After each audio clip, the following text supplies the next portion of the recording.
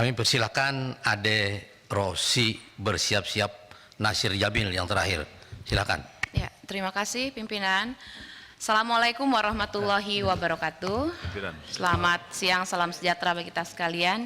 Yang saya hormati pimpinan beserta anggota Komisi 3, yang saya banggakan Pak Kepala BNPT beserta seluruh jajaran. Salam sehat selalu untuk Bapak dan jajaran.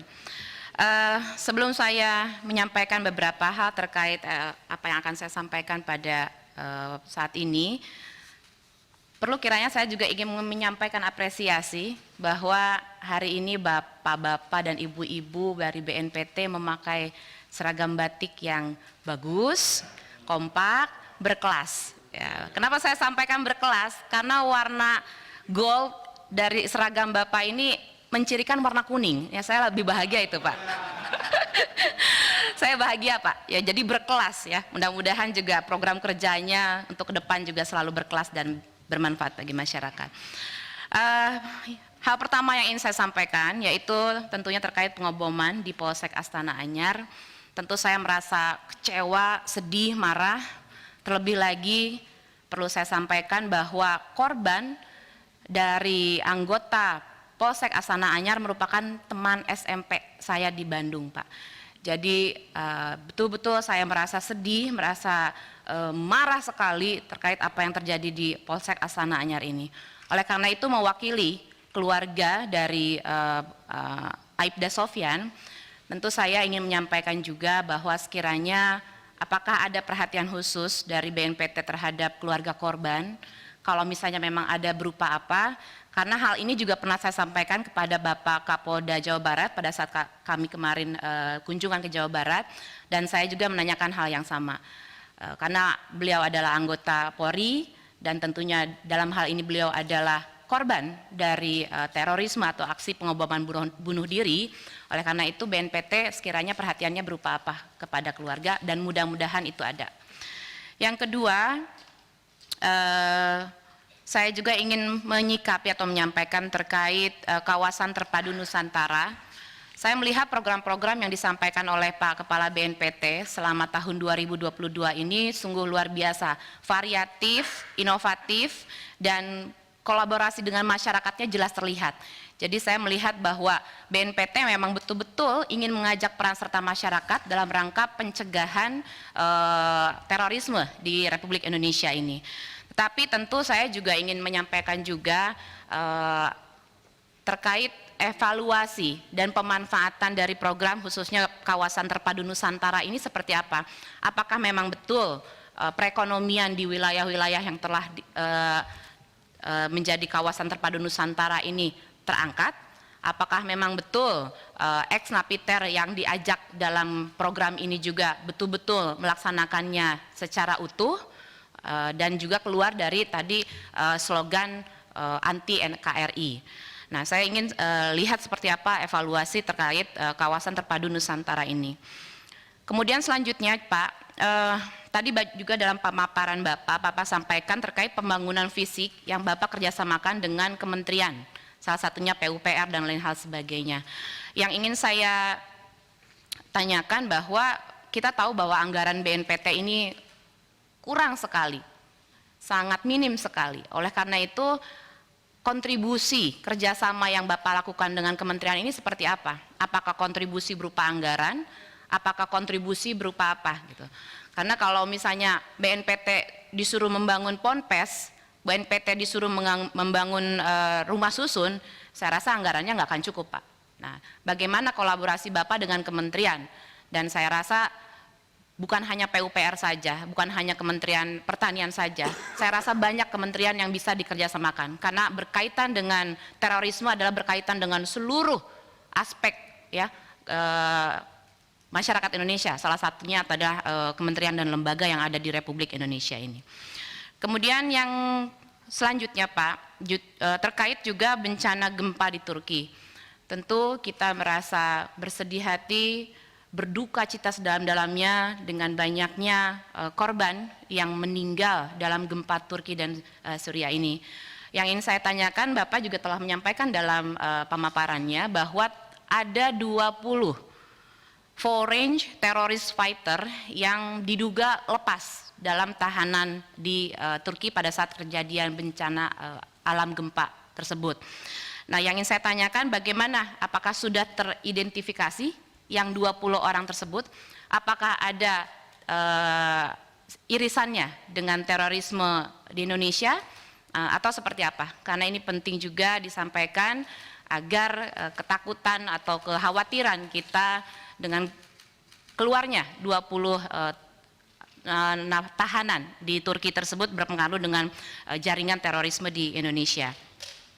Kemudian Pak, yang selanjutnya juga berkaitan juga dengan kerjasama. Saya apresiasi sekali Pak Kepala BNPT telah banyak sekali melaksanakan kerjasama, baik itu kerjasama dalam negeri, kerjasama bilateral, dan lain hal sebagainya. Tercatat di kami ada 193 lembaga yang telah diajak bekerja sama dengan Bapak. Tapi mohon izin Pak Kepala BNPT, sama seperti halnya teman-teman yang lain, sepertinya ada satu lembaga mungkin yang terlewat oleh Kepala BNPT, yaitu lembaga DPR RI Komisi 3. Mohon izin sekali Pak, saya sebetulnya pernah sekali waktu diajak oleh Pak Kepala BNPT dalam kegiatan anti terorisme ya, deradikalisasi di Lebak, dan saya melihat hal tersebut sungguh amat luar biasa. Pak Kepala BNPT merangkul ulama, umaro, dan seluruh komponen masyarakat. Nah, yang saya sayangkan kenapa kok kegiatan ini hanya satu gitu, hanya dua. Kalau memang berkaitan dengan anggaran, ya saya rasa kita harus bersama-sama pimpinan dan seluruh anggota Komisi 3 untuk mensupport hal ini agar anggaran BNPT ke depannya bisa terus menaik. Tapi harapan kami ya ke depannya agar silaturahmi, koordinasi, kerjasama antara BNPT, FKPT, dan juga seluruh anggota Komisi 3 di daerah pemilihannya masing-masing ini bisa terlaksana. Kita tidak akan memanfaatkan hal tersebut, justru kita ingin membantu Pak. Kita membantu, kita banyak jaringan, kita banyak keluarga besar, kita banyak organisasi yang bisa diajak kerjasama oleh BNPT dan FKPT di provinsi masing-masing.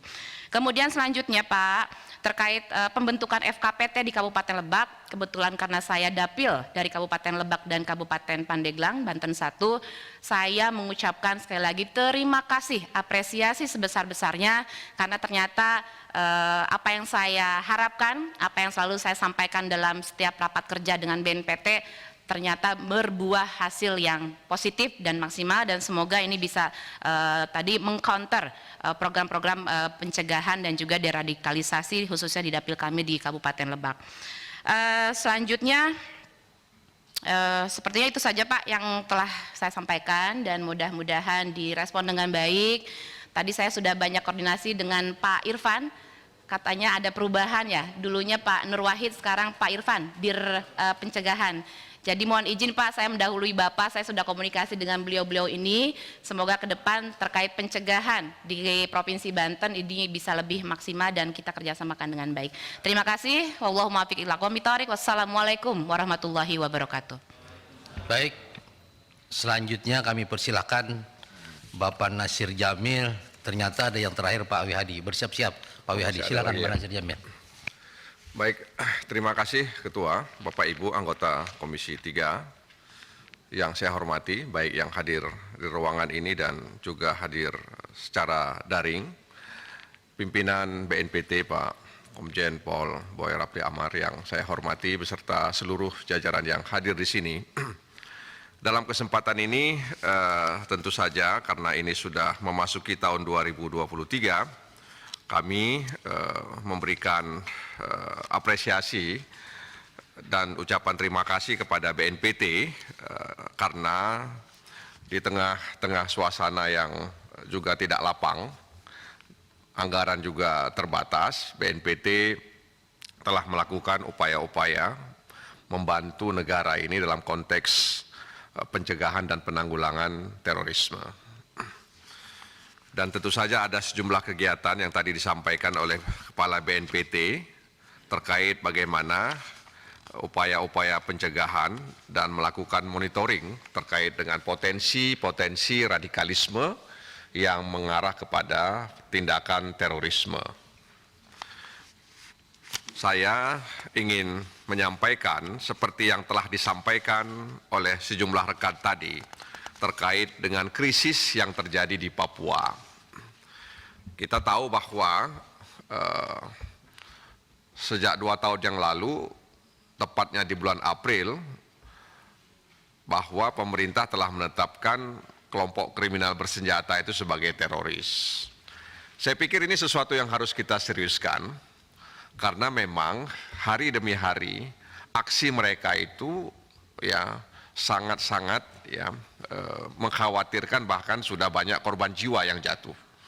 Terakhir penyanderaan ya pilot dan penumpang pesawat, dan itu adalah fasilitas publik ya.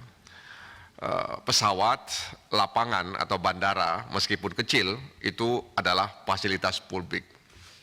Dan kalau kita merujuk kepada definisi terorisme itu adalah ya salah satunya bahwa mereka menyebar teror dan juga kemudian ya menyasar kepada fasilitas publik atau objek vital.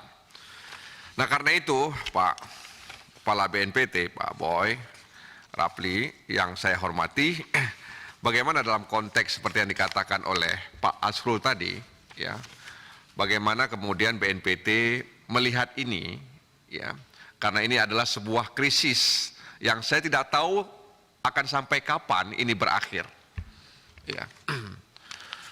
Nah, karena itu dalam konteks ini saya juga ingin menyampaikan kepada BNPT, ya, apa yang akan dilakukan oleh BNPT untuk mengakhiri ini. Meskipun memang sebahagian waktu itu ada pihak yang tidak setuju, tidak sepakat kalau kemudian KKB itu dilabel, ya, diposisikan sebagai teroris. Nah, karena itu dalam kesempatan ini kami ingin mendapatkan informasi ya terkait soal itu, agar kemudian negara ini bisa memastikan bahwa KKB itu bisa kita selesaikan. Sebab saya katakan tadi bahwa sudah hampir 2 tahun ya dicap sebagai kelompok atau organisasi teroris, tapi hari ini mereka seolah-olah ingin menampar kita dengan aksi-aksi mereka tersebut. Yang kedua, ini menyangkut dengan temuan daripada BNPT bahwa ada sejumlah kelompok yang rentan di media sosial terkait dengan pikiran-pikiran radikalisme perempuan dan anak-anak muda. Dan tentu saja saya bisa memahami ini karena memang di dunia maya itu informasi sangat-sangat tidak bisa kita kendalikan. Jangankan orang awam, kadang-kadang orang pintar juga, ya, mereka bisa kena hoax. Ya. Bahkan dalam grup WhatsApp, kadang-kadang orang pintar ini mengirim berita-berita yang sebenarnya itu hoax, ya, tapi dia teruskan juga di grup WhatsApp. Itu menunjukkan bahwa ya berita-berita hoax, berita-berita bohong itu bukan hanya diminati oleh orang-orang awam, ya, tapi orang-orang pintar juga kadang menikmati dan meminati ya berita-berita bohong itu. Nah, bagaimana kita kemudian bisa mengantisipasi ini, karena tahun 2030 kalau tidak salah itu Indonesia akan mendapatkan bonus demografi. Nah, tentu saja di samping pekerjaan yang mereka harapkan, kita juga berharap agar anak-anak muda Indonesia, ketika Indonesia mendapatkan bonus demografi, mereka bisa terhindar ya dari pikiran-pikiran radikalisme. Apalagi kalau kemudian pikiran itu mereka aktualisasikan dengan ya melakukan kegiatan-kegiatan atau bergabung dengan organisasi terorisme. Nah, bagaimana langkah BNPT ya mengantisipasi, membantu negara, membantu pemerintah agar bonus demografi itu memberikan kesejahteraan, ya, bukan memberikan kesengsaraan bagi anak-anak muda, memberikan kebahagiaan, bukan sebaliknya menjadi malapetaka bagi anak-anak muda di Indonesia. Nah, karena itu kepada BNPT kami berharap di tahun 2023 dengan sejumlah kegiatan, baik di bidang pencegahan, perlindungan, dan deradikalisasi, serta bidang penindakan dan pembinaan kemampuan. Hal-hal seperti ini tidak boleh luput dari kerja-kerja BNPT. Yang ketiga, ya, ini juga menyangkut dengan apa yang terjadi di daerah pemilihan saya di Aceh dalam rangka upaya pencegahan, ya, karena di sana juga ada 2 jaringan teroris yang terdeteksi diam-diam masih dalam tanda kutip eksis di Aceh. Dan waktu itu di Aceh Tamiang misalnya ada ikrar kembali, ya, dan jumlahnya juga tidak sedikit. Saya pribadi juga kaget ternyata di Aceh Tamiang yang dekat dengan Sumatera Utara itu, ya, ada ratusan warga di sana yang kemudian terinfeksi, ya, dengan pikiran-pikiran radikal dan juga pikiran-pikiran terorisme. Karena memang menurut sejumlah pihak, sel-sel jaringan organisasi terorisme di Aceh itu juga tersebar di sejumlah kabupaten. Nah, karena itu tadi saya mendengar juga ada rencana aksi nasional soal ekstremisme. Salah satu daerah yang disebut tadi itu adalah Aceh. Ya, tentu saja meskipun sesuatu yang tidak mengenakan Pak Boy, ya, karena Aceh, tapi memang kita tidak bisa pungkiri kenyataan itu, dan harapan kami memang mudah-mudahan ini bisa kita atasi, karena sekali lagi ini soal pikiran, ya, soal ideologi. Tidak mudah memang kita kemudian mengusir pikiran itu dalam pikiran mereka, ya. Kita butuh dialog. Nah, karena itu juga kaitannya dengan hal itu, kita juga ingin bertanya kepada BNPT soal bagaimana BNPT itu, ya, melakukan kegiatan-kegiatan dalam konteks bekerja sama dengan ex-Napiter, ya. Dari mohon bantuannya Pak BNPT agar menghubungkan mereka dengan para pemangku kepentingan di daerah. Jadi ex-Napiter itu, ya, saya pikir tidak cukup hanya dibagikan uang, ya, tapi juga bagaimana kita dengan forum koordinasi pencegahan terorisme yang ada di daerah, mereka bisa dihubungkan dengan para pemangku kepentingan, ya. Mereka dihubungkan dengan para pemangku kepentingan sehingga mereka bisa, ya, bekerja, berusaha, ya, karena apapun ceritanya mereka juga punya potensi, ya, punya potensi, meskipun barangkali potensi untuk kembali lagi menjadi menjadi bahagian dari organisasi teroris itu agak sulit mereka lakukan. Tapi paling tidak saya berharap BNPT bisa menghubungkan, ya, para ex-Napiter yang ada di daerah itu dengan para pemangku kepentingan di daerah. Jangan biarkan mereka dalam tanda kutip mengemis, ya, mengemis ke tempat-tempat tertentu, ya, dalam tanda kutip, ya, mengemisnya, ya, ke tempat-tempat tertentu, dan itu kemudian tidak ada perhatian, ya. Jadi tentu saja ini menjadi catatan. Karena apa? Karena setahu saya memang di Januari lalu, ya, BNPT melakukan kunjungan ke pusat deradikalisasi, kalau tidak salah Pak Boy, ya, di The Muhammad bin Nayib Counseling and Care Center, ya. Nah, apa oleh-oleh dari sana Pak, ya, oleh-oleh dari The Muhammad bin Nayib Counseling and Care Center itu kaitannya dengan bagaimana kita upaya membina, ya, ex-Napiter dan juga memantau dan kemudian mencegah terjadinya pendanaan terhadap organisasi terorisme. Karena sekali lagi saya sering bertemu dengan para ex-Napiter di Aceh, ya, membicarakan bagaimana peluang-peluang mereka untuk bisa eksis, karena mereka juga punya keluarga yang harus mereka biayai. Ya, tentu saja BNPT tidak bisa memberikan susu setiap saat kepada mereka, tapi paling tidak kalau BNPT punya inisiatif melalui FKPT, ya, bisa menghubungkan mereka dengan para pemangku kepentingan yang ada di daerah masing-masing. Dan yang paling terakhir yang saya sampaikan adalah soal dialog kebangsaan yang dilakukan oleh BNPT dengan salah satu perguruan tinggi di Aceh beberapa waktu lalu atau menutup tahun 2022 yang lalu, dan juga ada kunjungan ke Kota Sabang dan ada semacam apa istilahnya tadi warung NKRI. Nah, tentu saja mereka memberikan apresiasi dengan dialog kebangsaan tersebut, dan saya juga dengar bekerja sama dengan Forum Koordinasi Pencegahan Terorisme yang ada di sana. Tapi memang ada sayangnya Pak Boy, tapi sayang ini tidak mengurangi keberhasilan dialog kebangsaan tersebut. Dua anggota Komisi 3 Dapil Aceh itu tidak tahu ada acara tersebut, ya. Tidak tahu, dan tapi sekali lagi sayang ini tidak mengurangi apa yang BNPT lakukan, ya. Karena saya teringat dengan lagu Bimbo, aku dekat engkau dekat, aku jauh engkau jauh, ya kan. Coba nyanyikan.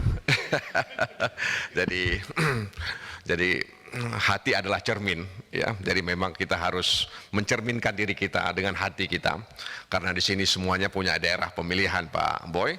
Ya, mudah-mudahan ke depan BNPT bisa terus meningkatkan kerjasama dengan anggota Komisi 3, karena anggota Komisi 3 lah yang kemudian membahas anggaran dan menyetujui anggaran untuk mitra kerja. Jadi sekali lagi kekurangan ini tidak mengurangi, ya, keberhasilan dialog kebangsaan yang diinisiasi oleh BNPT dan FKP, tapi mudah-mudahan hal ini tidak terulang lagi, ya, sehingga kemudian kita bisa bersama-sama, Pak, ya, bersama-sama, ya, bagaimana kemudian daerah pemilihan kita itu bisa sesuai dengan harapan negara, ya, dan juga bagaimana kemudian target-target atau cita-cita BNPT itu bisa terwujud di daerah pemilihan kami masing-masing. Itu harapan kami kepada BNPT. Terima kasih Ketua. Wassalamualaikum warahmatullahi wabarakatuh. Saya perpanjang dulu ya 30 menit. Yang terakhir Pak Wihadi, silakan Pak Wihadi. Terima kasih Ketua. Yang terhormat Ketua BNPT beserta jajaran. Ini karena sudah mendekati jam makan siang, jadi mau cepat-cepat. Pak Boy, bahwa BNPT ini menangani terorisme, dan terorisme adalah extraordinary crime. Tapi di satu sisi kalau kita melihat anggaran yang diberikan pemerintah 400 miliar, itu satu hal yang sebenarnya tidak sesuai dengan apa yang seharusnya dilakukan sebagai extraordinary crime. Nah, ini adalah merupakan suatu perhatian kita semua. Nah, Pak Boy, apakah mungkin karena BNPT ini jarang-jarang komunikasi dengan Komisi 3 sehingga anggarannya nggak naik-naik? Atau juga mungkin teman-teman Komisi 3 karena tidak pernah dihubungin kalau melakukan suatu kegiatan di dapil masing-masing sehingga Komisi 3 terlupakan juga di sini. Nah, saya kira ke depannya mungkin bisa dijalin lagi bagaimana komunikasi dengan Komisi 3 ini sehingga kegiatan-kegiatan yang ada di dapil-dapil ini melibatkan kami sebagai Komisi 3 yang ada di dapil tersebut. Karena ini tidak terlepas juga dari apa yang data diberikan oleh BNPT, bahwa ada sekitar 1.192 orang kelompok ex-napiter. Nah, ini di daerah-daerah mana saja? Ini sangat penting karena kalau itu ada di dapil kita dan kemudian apa yang dilakukan di sana, itu tentunya kita juga menjadi suatu kemitraan yang kita saling juga dapat melakukan saling memonitoring.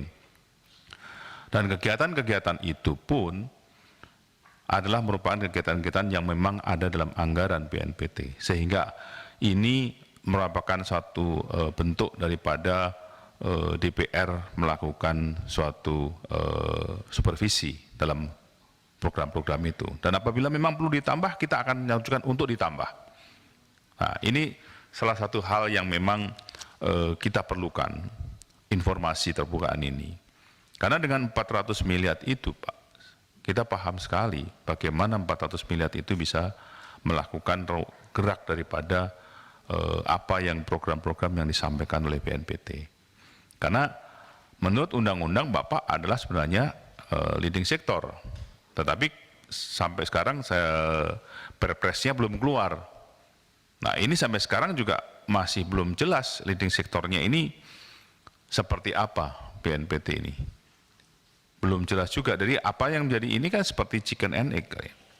Karena anggaran tidak ada sehingga belum bisa melakukan apa yang diamanatkan undang-undang. Tetapi perpresnya juga belum ada. Nah ini apa yang harus dilakukan untuk kedepannya, sehingga BNPT ini benar-benar apa yang diamanatkan yang sudah 5 tahun itu benar-benar dijalankan. Karena permasalahan terorisme ini antara kita lihat bahwa dibilang tidak ada tapi kenyataannya ada. Tapi dibilang ada tidak terlihat ada. Kalau yang kita di kota ini yang kita melihat bahwa masih ada terorisme, indikasinya gampang. Kalau ke mall, ke perkantoran masih melalui X-ray, berarti itu pemerintah menganggap bahwa terorisme masih ada. Jadi kalau setiap mall kita masih diperiksa, artinya masih ada terorisme ini sebenarnya di Indonesia. Nah inilah salah satu hal yang kita lihat bahwa terorisme ini dari awal kita sadar bahwa angka kemiskinan menjadi salah satu pemicu. Nah bagaimana kita mengentaskan kemiskinan ini? Bapak melakukan sinergi dengan beberapa instansi, beberapa pemerintah, beberapa instansi, kementerian. Saya kira memang perlu harus dilakukan itu, dan ada satu kerjasama dengan kementerian yang jelas di sini, Pak. Salah satu hal yang kita lihat ini adalah BUMN, Kementerian BUMN. Itu banyak CSR-nya, Pak. Dan sebenarnya ini bisa dimanfaatkan. CSR ini bisa dimanfaatkan oleh apa yang menjadi napiter yang menjadi program deradikalisasi ini. Dengan BUMN yang ada, itu tersebar di seluruh Indonesia. Dan mereka mempunyai dana CSR, dan Bapak juga tidak perlu lagi mungkin. Tapi yang sekarang yang penting itu adalah bagaimana Bapak duduk dengan kementerian dan bagaimana pemerintah itu sadar bahwa ini harus ada kemitraan. Bila perlu MOU dibentuk, Pak, dengan kementerian itu. Dengan BUMN.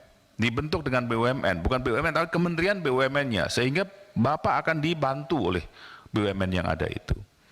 Saya kira apa yang sudah dilakukan dengan anggaran yang ada ini adalah merupakan suatu prestasi, Pak. Ya, saya katakan suatu prestasi, ya prestasi, tetapi kalau kita lihat bahwa peran BNPT terlihatnya seperti apa juga masyarakat banyak yang tidak tahu. Taunya adalah yang menangkap itu adalah Densus 88. Ya kan? BNPT timbul tenggelam. Kadang orang mengatakan bagaimana BNPT pada saat penangkapan dianggap yang menangkap BNPT, tapi ternyata Densus 88. Nah ini yang memang harus peran dari BNPT ini harus menjadi suatu peran yang memang sudah ditetapkan oleh undang-undang sebagai leading sektor di situ. Saya kira itu saja beberapa hal yang saya tambahkan karena banyak teman-teman tadi yang sudah menambahkan. Saya kira demikian pimpinan. Terima kasih. Baik, sudah banyak sekali Pak Boy pertanyaannya, tapi yang hadir di ruangan ini cuma 7 orang. Jadi Pak Boy cukup jawab yang pertanyaan 7 orang aja. Yang nggak ada nggak usah dijawab. Silakan Pak Boy. Baik, terima kasih pimpinan, dan kami apresiasi yang tinggi atas masukan, pertanyaan, simpati terhadap BNPT yang katakanlah anggarannya minim dan sebagainya. Dan tentunya pertanyaan, masukan, kritik itu diharapkan menjadi penguat institusi BNPT di masa yang akan datang. Dari pertanyaan yang disampaikan, tentu kami akan mencoba untuk merespon, menjawab, menjelaskan apa yang disampaikan. Memang di BNPT ini undang-undang tidak seperti aparat penegak hukum lain yang tentunya memiliki kewenangan penindakan secara utuh, ya, dalam arti pro justitia. Kita ada beberapa penegak hukum di negara kita yang umumnya bukan hanya mencegah tetapi juga melakukan proses gakum dari proses penyelidikan sampai penyidikan. Nah itu BNPT memang tidak punya, jadi terkesan memang BNPT ini seperti di mana posisinya. Jadi memang itu adalah sesuatu yang kita terima, ketentuan yang undang-undang berikan kepada kita, dan kita mencoba untuk mewujudkan apa yang diamanatkan undang-undang tersebut. Namun demikian memang ini perlu ada penjelasan-penjelasan yang tentu akan kami lakukan dalam rangka sosialisasi. Secara umum kami juga ingin terlebih dahulu menjelaskan tentu terorisme ini tidak terkait atau katakanlah tidak identik dengan Islam. Tentu kita semua marah, umat Islam pasti marah apabila narasi-narasi yang digunakan oleh jaringan teroris ini adalah menggunakan narasi Islam. Tapi kami ingin menjelaskan bahwa karakter ideologi terorisme berdasarkan identifikasi kami ini yang terjadi di negara kita, itu pertama adalah sebagaimana katakanlah 20 tahun terakhir ini terjadi, menyuarakan hal-hal yang sifatnya anti kepada konstitusi negara kita, anti kepada NKRI, anti kepada ideologi Pancasila. Mereka katakanlah ingin semangat membangun negara berdasarkan agama dan kemudian juga konsep-konsep pemerintahan khilafah dan sebagainya. Ini jargon-jargon yang kalau kita lihat dari beberapa asesmen kita, penelitian BNPT terhadap berapa kelompok jaringan yang ada. Mereka mengatakan negara ini negara togut, negara ya kafir, karena digerakkan oleh hukum negara. Itu yang pertama. Yang kedua, dia adalah transnasional ideologi. Karena sejatinya kita bangsa Indonesia adalah tidak menghalalkan kekerasan. Tetapi jaringan teroris ini dia menghalalkan kekerasan dalam pencapaian tujuan. Dan karakter-karakter itu ditunjukkan. Padahal di negara kita yang berdasarkan ideologi Pancasila itu tentu adalah ideologi yang terbaik yang tidak mengajarkan kita untuk menghalalkan kekerasan dalam pencapaian tujuan. Yang ketiga, karakter mereka ini adalah intoleran, eksklusif. Jadi mereka ini beda dengan negara kita yang memang diajarkan menjadi bangsa yang toleran oleh para pendiri bangsa kita. Yang berikutnya lagi yang tadi adalah berkaitan sering sekali jaringan teroris ini menggunakan penyalahgunaan narasi agama.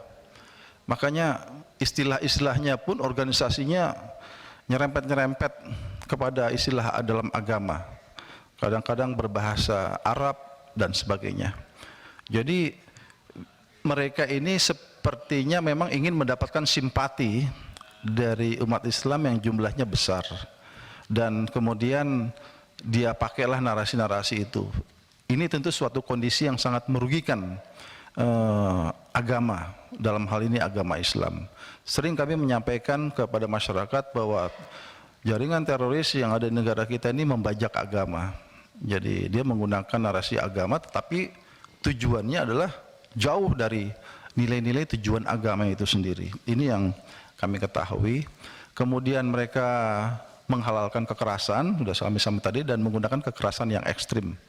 Jadi inilah karakter-karakter daripada tindak pidana terorisme, ideologi terorisme yang terjadi di negara kita, sehingga kita lihat mereka seolah-olah sedang berjuang atas nama agama, tapi sebenarnya sedang mencoba mendapatkan dukungan dan melemparkan justifikasi bahwa apa yang dilakukan oleh negara adalah keliru, apa yang dilakukan oleh yang tidak sepaham mereka adalah sesuatu yang wajib diperangi dan sebagainya. Ini adalah tentu tantangan. Kami juga menghadapi banyak sekali tantangan yang seolah-olah bahwa kalau bicara terorisme ini adalah berkaitan dengan agama. Tapi inilah yang tentunya tantangan perlu kita berikan penyadaran. Kita beruntung di negara Indonesia ini mayoritas adalah umat Islam yang berkarakter Ahlus Sunnah wal Jamaah, Sunni, dan kemudian berkarakter tawazud, tawazun, dan tasyamuh. Jadi berbeda sekali dengan mereka-mereka yang melakukan aktivitas menggunakan narasi agama tetapi menghalalkan kekerasan. Itulah yang terjadi, kekerasan-kekerasan terorisme yang terjadi di Afghanistan, di Syria, di Yaman, dan di beberapa negara lainnya seperti Libya. Mereka sebenarnya kalau ditanya umumnya adalah beragama Islam tetapi terjebak konflik di antara mereka sendiri, karena mereka tentunya sebagai umat Islam tidak seperti kita yang diajarkan juga menyeimbangkan semangat nasionalisme atau dengan prinsip hubul waton minal iman sebagaimana yang diwariskan oleh para ulama-ulama besar Indonesia. Oleh karena itu kita harus pisahkan. Kami mohon bantuan juga tentu kepada ibu bapak semuanya, jangan sampai umat kita ini terkecoh dengan ucapan-ucapan penggunaan istilah narasi agama, tapi sebenarnya mereka melakukan tindakan-tindakan yang anti agama, termasuk menghalalkan bom bunuh diri dan sebagainya. Jadi itulah kira-kira gambaran bagaimana yang terjadi di Indonesia.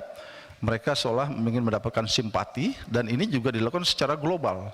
Seperti yang ISIS lakukan, ini adalah propaganda global yang menyalahgunakan narasi agama, yang setelah kami konfirmasi, kami hadir di beberapa negara Arab, mereka sangat menentang paham-paham itu.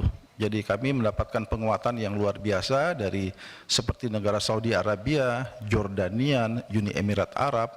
Mereka adalah negara-negara yang pemerintahnya menerapkan Islam yang moderat, Islam yang wasatiyah. Kami masuk kepada pertanyaan yang disampaikan oleh beliau Bapak Nurdin. Terima kasih. Jadi tentunya berkaitan yang di Papua yang kami ingin sampaikan adalah kita telah menetapkan, pemerintah telah menetapkan menjadi kasus terorisme. Nah, inilah salah satu bentuk dari pernyataan pemerintah bahwa terorisme ini tidaklah terkait dengan hal-hal yang terkait agama. Jadi keputusan pemerintah ini adalah berdasarkan rapat di Menko Polhukam, dan kebetulan ini adalah masukan-masukan yang kami sampaikan sendiri. Dan dalam pertemuan beberapa kali di Komisi 3 dalam tahun 2002 lalu, kami juga menyampaikan masalah ini, kelompok separatis terorisme, yaitu diberlakukan kepada aksi kekerasan yang dilakukan oleh KKB di Papua. Mungkin kalau ada rekamannya kami juga sudah sampaikan di forum ini di tahun 2022 yang lalu.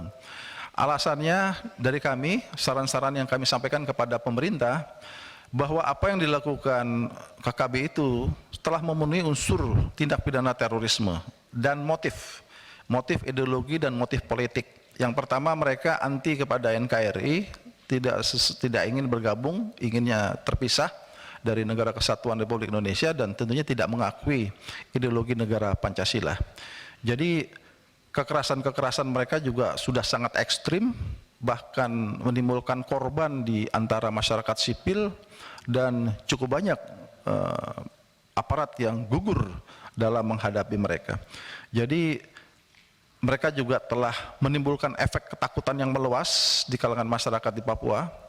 Jadi atas pertimbangan itu, dalam rapat itu BNPT lah yang mengusulkan kepada kelompok KKB ini dinyatakan sebagai organisasi teroris, dan sudah disampaikan. Nah, dalam hal ini BNPT tentu dalam konteks penindakan kami berkoordinasi, jadi dengan Polri, dengan TNI. Bahkan dalam sebuah peristiwa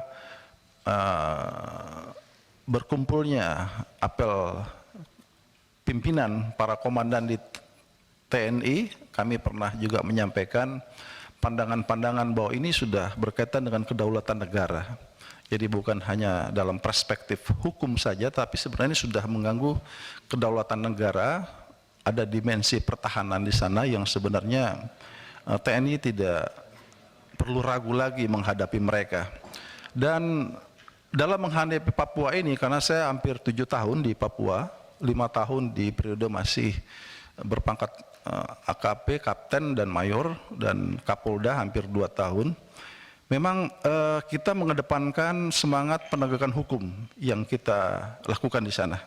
Karena mungkin Ibu Bapak semua tahu bahwa isu-isu pelanggaran HAM di Papua ini sangat kencang dan menjadi komoditas politik internasional dari berbagai negara, dan para fugitif atau pelarian dari Papua ini, mereka berlindung atas nama HAM di sejumlah negara yang memberikan sebaliknya seolah-olah mengoreksi, memberikan tekanan kepada Indonesia. Tapi tentu kita tidak gentar dengan hal itu, karena yang terpenting adalah proses yang dilakukan adalah terkait penegakan hukum. Dan penegakan hukum, apakah itu berkaitan hukum pidana umum ataupun hukum terorisme terhadap kelompok HKB, itu adalah sesuatu yang harus dilakukan. Karena memang apabila kita biarkan, apabila kita diamkan, juga terjadi pelanggaran HAM. Apabila kita lakukan dengan tidak hati-hati, dalam hal ini bisa menjadi sebuah potensi abuse of power, bisa menjadi potensi pelanggaran HAM juga. Jadi memang menangani Papua memang penuh dengan ekstra hati-hati, dan kemudian harus tegas dan terukur.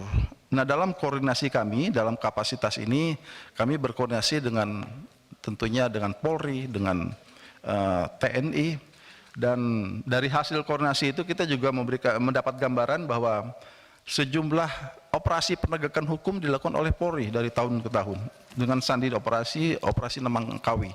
Dan bahkan yang terakhir ini adalah operasi Damai Kartens. Kita baru saja Rapim TNI Polri di beberapa hari lalu, dan saya juga ikut hadir, dan ini juga menjadi bagian yang kita bicarakan juga.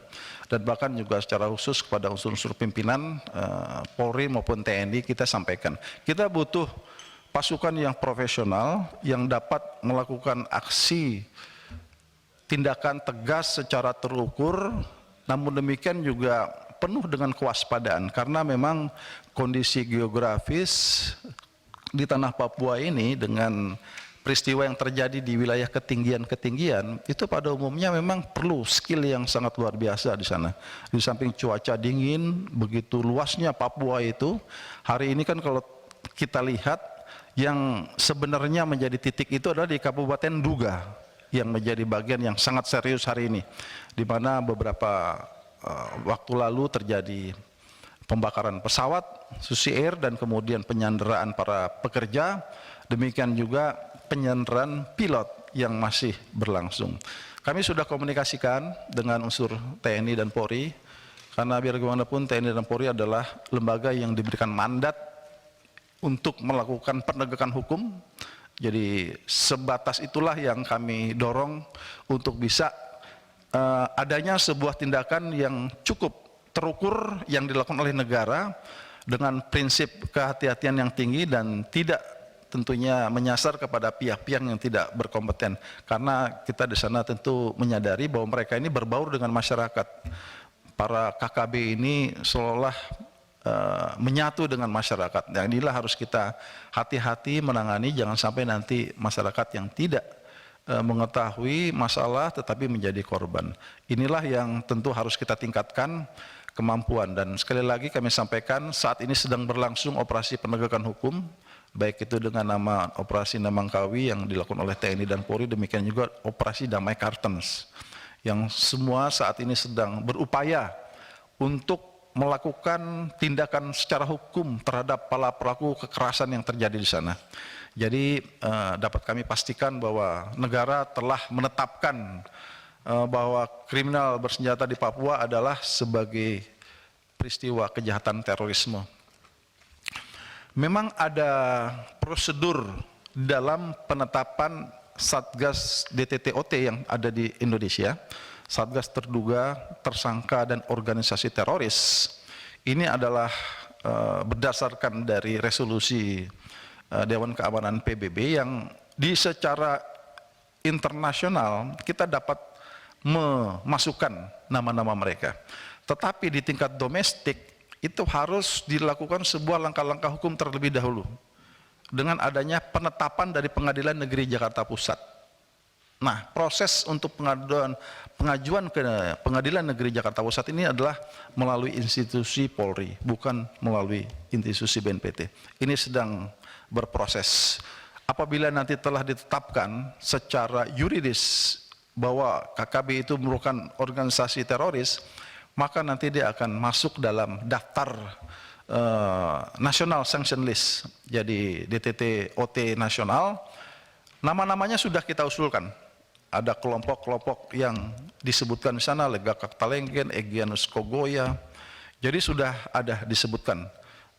Pada waktu itu memang sempat ada respon bahwa seolah-olah ada label teroris buat bangsa Papua, buat masyarakat di Papua. Jadi itu kita tepis bahwa ini bukan masalah Papua keseluruhan, tapi ini adalah oknum masyarakat yang selama ini melakukan aksi kekerasan yang tentunya meresahkan kalangan masyarakat yang ada di sana. Ini sudah berjalan dan proses penetapan di Pengadilan Negeri Jakarta Pusat memang itu sedang dalam proses.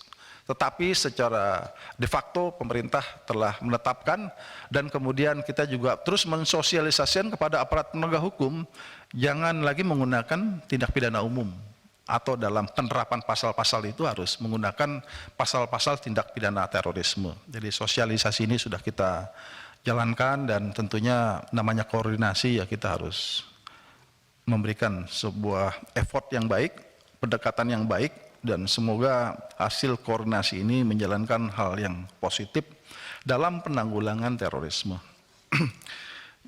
Tetapi kita yakin, kita setuju bahwa kita tentu mengutuk keras apa yang dilakukan kelompok KKB. Jadi Egyanus Kogoya ini adalah anak dari Silas Kogoya yang pada tahun 1996 ayahnya itu juga melakukan penyanderaan terhadap warga negara asing pada waktu itu di Mapanduma. Kemudian yang berikutnya dari Pak Sabarudin, kami terima kasih jadi terkait dengan masalah temuan di dunia maya yang ditutup, yang diusulkan untuk di take down. Jadi ini apa bedanya nih antara yang diusulkan dengan yang terdapat 905 konten. Yang diusulkan biasanya adalah situs-situs yang sudah sangat membahayakan. Dia misalkan sebagai contoh adalah menyediakan ataupun menyajikan informasi tata cara pembuatan dari bahan peledak atau bom. Atau menjelaskan konten-konten terkait bagaimana melakukan aksi serangan terorisme. Nah, sedangkan untuk konten-konten yang terkait radikalisme ini adalah narasi-narasi yang tentunya juga dipropagandakan baik di tingkat domestik maupun internasional yang perlu dihadapkan dengan pertama adalah Gakum. Kalau Gakum kita pasti menyerahkan kepada penegak hukum dalam hal ini Mabes Polri, dalam hal ini terkait dengan cybercrime. Demikian juga melakukan kontra narasi. Jadi kalau kontra narasi itu kita bisa melakukan. Jadi misalkan mereka melakukan propaganda terhadap kebencian-kebencian terhadap negara, terhadap konstitusi negara, maka kita harus balas dengan narasi-narasi.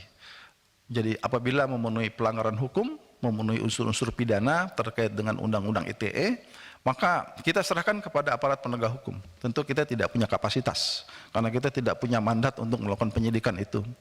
Dan apabila hal-hal itu bisa kita lakukan dengan kontra narasi, itulah yang dikerjakan oleh BNPT, karena dalam program pencegahan itu adalah kontra radikalisasi. Kontra radikalisasi itu ada 3 hal, kontra propaganda, kontra ideologi, dan kontra narasi. Jadi itu yang kita lakukan terhadap temuan-temuan itu. Kemudian tentu kita perlu untuk melakukan literasi digital menurut hemat kami. Jadi karena masyarakat kita ini kecenderungannya adalah logical fallacy, berpikir sesat.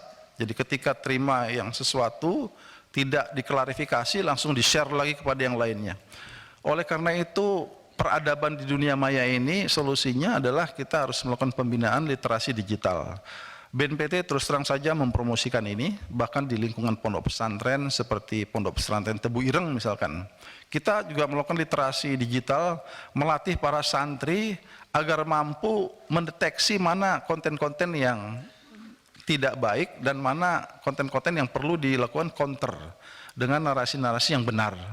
Ini pernah kita lakukan, baru 1 kali memang, banyak sekali yang meminta dari kalangan pondok pesantren untuk dilakukan semacam workshop literasi digital dengan kemampuan menyusun narasi-narasi yang moderat, Islam rahmatan lil alamin misalkan. Jadi pondok pesantren sendiri mengakui bahwa mereka ternyata banyak sekali konten-konten yang tentu sangat menyesatkan dan menggunakan narasi agama. Nah inilah yang salah satunya adalah kita promosikan seperti itu. Di kalangan masyarakat luas kami juga mengajak semua pihak.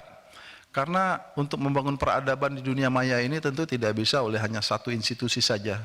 Di negara kita juga kita memiliki seperti BSSN, kita memiliki juga tim-tim dunia yang menguasai dunia maya, seperti media sosial itu seperti institusi Polri maupun TNI maupun Ditjen Aptika, BIN, semua kita ajak untuk sama-sama melakukan counter narasi.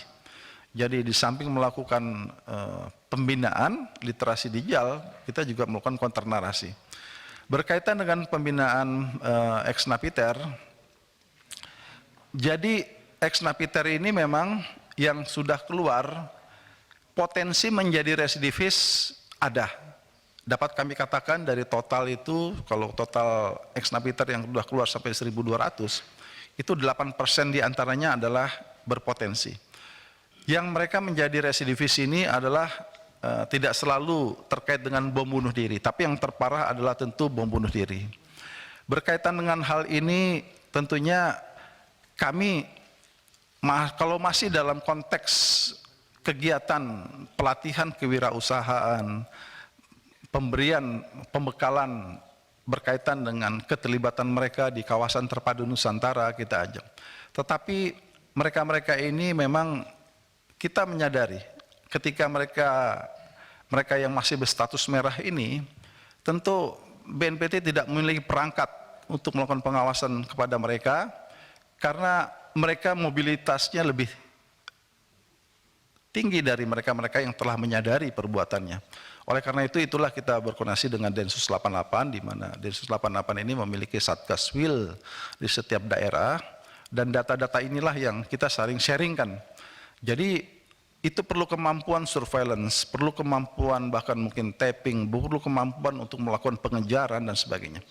Nah, BNPT tidak memiliki perangkat untuk melakukan hal-hal itu. Itu yang kita koordinasikan dengan Densus 88.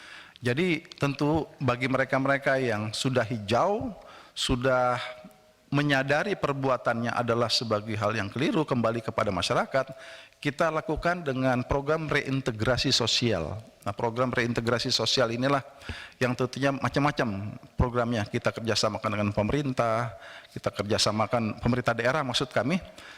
Demikian juga kita ikut sertakan dalam kawasan terpadu Nusantara. Ada yang mereka menjadi pelaku UKM, ada yang menjadi bahkan pengusaha di bidang podcast dan sebagainya. Jadi mana hal-hal yang positif yang bisa kita dorong kepada mereka, kita support dengan segala keterbatasan yang ada. Maka kita menerapkan semangat pentahelix itu memang untuk melibatkan semua pihak, bahwa ini adalah perang totalitas menghadapi ideologi terorisme yang tidak bisa hanya diatasi oleh kelompok tertentu atau instansi tertentu, tapi semua masyarakat kita libatkan. Nah, oleh karena itu yang merah, yang berbahaya itulah yang kita sharingkan, kita koordinasikan dengan teman-teman kita yang memiliki satuan tugas untuk melakukan tindakan-tindakan penyelidikan dan penindakan. Terlebih dari kondisi yang ada, masih adanya mereka-mereka yang melakukan aksi itu, ya tentu kita prihatin. Kita melakukan segala evaluasi dan kemudian terus kita meningkatkan mekanisme pengawasan terhadap mereka yang tentunya ini menjadi bagian masukan ataupun evaluasi ataupun koreksi terhadap proses-proses penanganan yang sudah ada. Jadi terhadap saudara Agus Sujatno itu kita sudah berupaya melakukan pendekatan. Jadi kalau tadi Pak Santoso menyampaikan kok cuma dikasih tabung gas dan sebagainya, itu memang tidak bisa sekaligus ya. Jadi melalui suatu ada pentahapan ya. Karena dalam proses komunikasi dia ingin menjadi pelaku UKM rumah makan, maka salah satu modal yang kita perjuangkan adalah tabung gas, alat sarana memasak dan sebagainya. Jadi kita bersentuhan dengan mereka ini tidak selalu langsung harus ketika itu juga dipenuhi keinginannya. Karena ada tahapan-tahapan yang harus kita lewati, kita lihat perkembangannya, dan kemudian di antara mereka baru kita penuhi harapan-harapan itu. Itu pun sebatas tentunya kalau dari kaitan masalah BNPT kita sesuaikan dengan anggaran yang ada, tetapi kebanyakan kita memanfaatkan CSR dari instansi-instansi seperti BUMN dan lain-lain. Itu sudah kita lakukan. Kemudian berkaitan dengan Pak Sufriansah, beliau ada kegiatan di luar. Pak Wayan Sudirta, tadi beberapa penelitian yang pernah kita lakukan.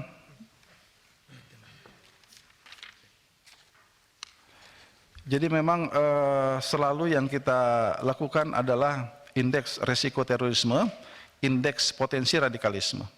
Sebenarnya dapat kami katakan bahwa ini adalah sesuai dengan amanah yang diberikan kepada BNPT dalam RPJMN. Jadi ini yang dari tahun ke tahun kita coba, dan kita memang menyadari beberapa kali di masa pandemi ini kita ada refocusing sehingga kualitas dari penelitian kita itu naik turun, Bapak. Bahkan terakhir ini kami sebenarnya meminta kepada BRIN untuk menjadi bagian kita dalam melakukan riset, karena BRIN adalah lembaga sendiri yang kami yakin memiliki anggaran lebih besar dari kami. Nah, oleh karena itu terhadap hasil-hasil ini adalah bagian dari sesuatu yang memang tidak kita sampaikan kepada publik secara luas, tetapi sebagai bahan evaluasi kita, dan kemudian dalam rangka merumuskan kebijakan yang harus kita lakukan dalam tahun yang berjalan.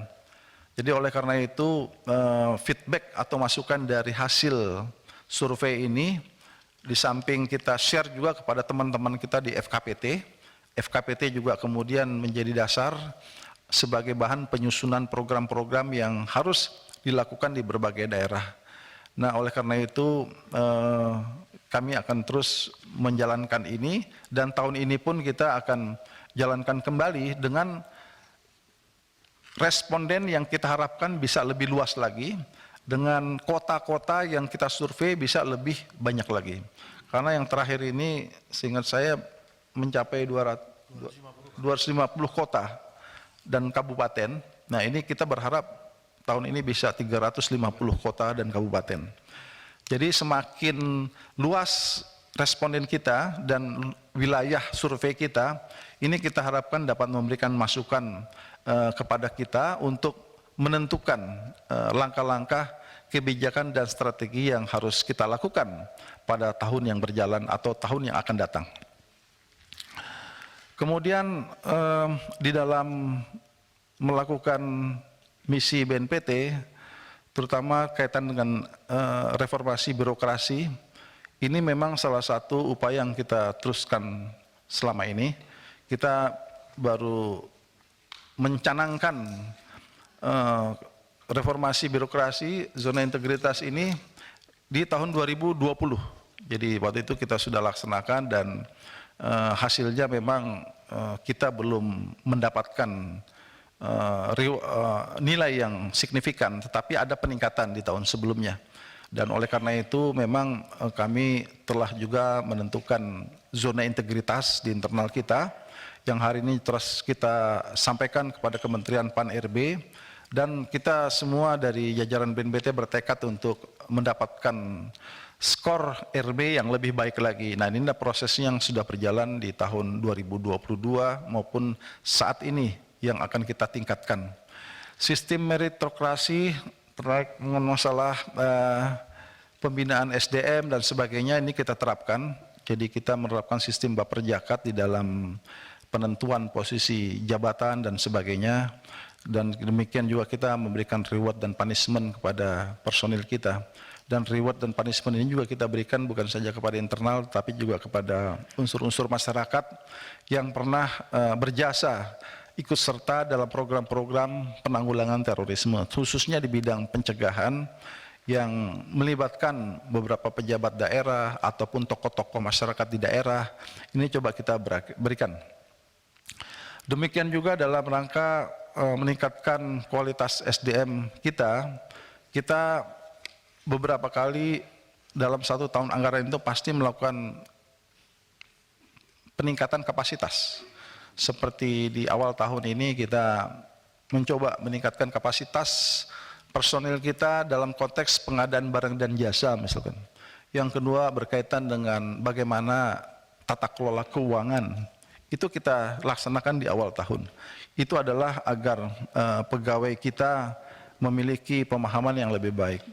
Demikian juga peningkatan kapasitas yang kita kerjasamakan dengan instansi lain, itu juga kita kerjakan. Bahkan dengan luar negeri pun kita kerjasamakan. Tahun ini seperti contohnya kita mendapatkan kesempatan untuk peningkatan kapasitas dengan negara Inggris. Kita juga akan mengirimkan beberapa personil kita pada tingkat ahli pada bidang-bidang tertentu, terutama dalam pengelolaan pusdalsis. Itu akan kita berangkatkan ke Inggris dalam beberapa minggu yang akan datang. Jadi ini tentunya kita lakukan dalam rangka peningkatan kualitas daripada SDM kita. Beberapa kegiatan kita dengan PPATK memang benar merilis beberapa bagaimana peran BNPT dalam hal ini. BNPT sekali lagi kita lebih kepada koordinator. Jadi BNPT menerima laporan LHA, tetapi laporan hasil analisis transaksi yang mencurigakan itu akan didalami oleh aparat penegak hukum. Dalam hal ini apakah pihak penyidik Polri, KPK atau Kejaksaan Agung. Nah, BNPT di mana perannya? Kami mencoba mengkoordinasikan dengan lembaga tersebut agar hasil-hasil itu bisa segera dicapai dan ada penjelasan lebih lanjut terhadap PPATK. Jadi kita menjebatani, Pak. Jadi kita memang tidak melakukan sebagaimana aparat penegak hukum dalam konteks lidik, apalagi melakukan penindakan penegakan hukum terhadap mereka, tetapi kita mendorong agar hasil penyelidikan yang dilakukan terhadap transaksi mencurigakan ini bisa tepat waktu atau katakanlah tidak terlalu lama. Karena memang beberapa penyelidikan ini kami lihat juga terkait dengan organisasi yang katakanlah aktivitasnya di luar negeri. Nah, ini juga membutuhkan waktu.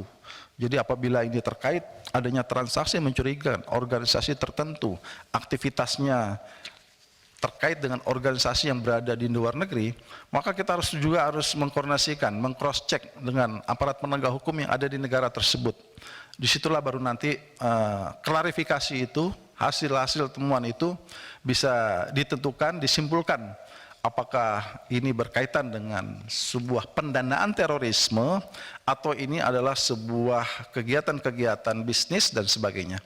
Demikian juga hari ini memang kita juga meningkatkan pengawasan seperti cryptocurrency, Pak. Itu juga kita tingkatkan dan kemampuan-kemampuan penyelidikan kita juga tentunya perlu peningkatan kapasitas yang perlu ditingkatkan oleh petugas-petugas kita. Tentu ini juga menjadi sesuatu hal yang saat ini dibicarakan di tingkat global karena tidak lagi menggunakan crowdfunding yang sifatnya sumbangan dari orang per orang, tetapi juga menggunakan teknologi digital, teknologi keuangan digital yang tentunya hari ini cukup marak dari berbagai negara, Kang, dan itu juga memang memiliki tingkat kesulitan yang tinggi, dan ini tentu kita koordinasikan dengan aparat penegak hukum untuk kita sama-sama meningkatkan pemahaman kemampuan dalam mendeteksi pendanaan terorisme. Kalau yang sifatnya konvensional tentu masih berjalan selama ini, termasuk seperti misalkan modus operandi pengumpulan dana melalui kotak amal dan sebagainya, dan kemudian dimanfaatkan kemana, ditransfer kemana, itu menjadi hal yang kemudian kita kerjasamakan untuk ditelusuri aliran keuangan yang dilakukan oleh organisasi itu, yang beberapa waktu lalu telah masuk dalam ranah penyidikan oleh penyidik Polri, dan saya yakin dalam beberapa waktu ke depan akan disidang secara terbuka, di masyarakat akan memahami. Kemudian dari Pak Santoso tadi, jadi tadi masalah Islamofobia ya. Jadi kita tidak pernah ya, Densus itu, BNPT itu tidak pernah berkaitan mengangkat narasi-narasi seperti ini, Pak. Jadi ini narasi-narasi orang yang memang ingin mendapatkan simpati bahwa Islam itu agama yang dizolimi. Jadi dengan istilah-istilah Islamofobia ini sengaja menyentuh emosi umat Islam agar mereka mendapatkan dukungan. Jadi memang kelompok jaringan teroris ini yang mayoritas cara berpikirnya adalah intoleran, menganggap diri kelompoknya adalah eksklusif, mereka selalu ingin mendapatkan simpati dari berbagai belahan dunia. Maka narasi-narasi playing victim itu selalu dimainkan. Oleh karena itu kita harus menyimak secara cermat dan hati-hati, jangan sampai ini menimbulkan sebuah simpati yang tidak pada tempatnya. Karena mereka semakin banyak dukungan terhadap mereka, itu adalah sesuatu yang menguntungkan buat mereka. Tetapi kita tahu bahwa apapun yang mereka narasikan, itu adalah sebuah narasi yang menghalalkan kekerasan. Jadi di sini sebenarnya bukan dari sisi kaitan agama, yang dilihat adalah perilaku, tindakan. Jadi kalau agama sendiri memiliki tujuan yang mulia, tetapi mereka memang memanfaatkan narasi agama ini untuk mendapatkan simpati dari berbagai belahan dunia. Dan itulah yang dilakukan oleh jaringan Al-Qaeda maupun ISIS. Mereka sepertinya membela negara-negara yang masyarakatnya mayoritas Islam dizolimi oleh pihak-pihak tertentu. Kemudian mereka mengangkat narasi-narasi kalau negara Islam ini sudah terbentuk, ISIS terbentuk di Timur Tengah sana, itu adalah negara paripurna yang memberikan kesejahteraan untuk semuanya dan sebagainya. Ini adalah narasi-narasi yang mereka angkat dengan menggunakan narasi agama untuk mendapatkan simpati. Dan kita juga pada akhirnya masyarakat kita mendapat akibat, karena kita tahu bahwa kalau dari keberangkatan yang ke Syria itu lebih dari 2.100 masyarakat Indonesia berangkat, itu adalah korban propaganda menggunakan narasi Islam bahwa di sana akan lahir sebuah negara paripurna yang akan memberikan kesejahteraan semuanya gratis. Tapi pada dasarnya di sana adalah menjadi sebuah bencana buat 40.000 lebih warga negara dari berbagai belahan dunia, dari lebih dari 80 negara yang ada warga negaranya datang ke sana. Dan hari ini kita tahu bahwa di sana adalah yang terjadi adalah krisis kemanusiaan. Jadi mereka menggunakan narasi-narasi itu, kemudian berharap timbul simpati dari masyarakat luar berbondong-bondong dukung mereka. Indonesia kena menjadi korban, ada 2.100 sekian berangkat ke Syria dengan sia-sia, yang hari ini sisanya telah kami laporkan tadi. Ada beberapa jumlah yang tentunya kita harapkan tidak lagi bertambah adanya orang-orang yang berangkat ke Irak dan Syria.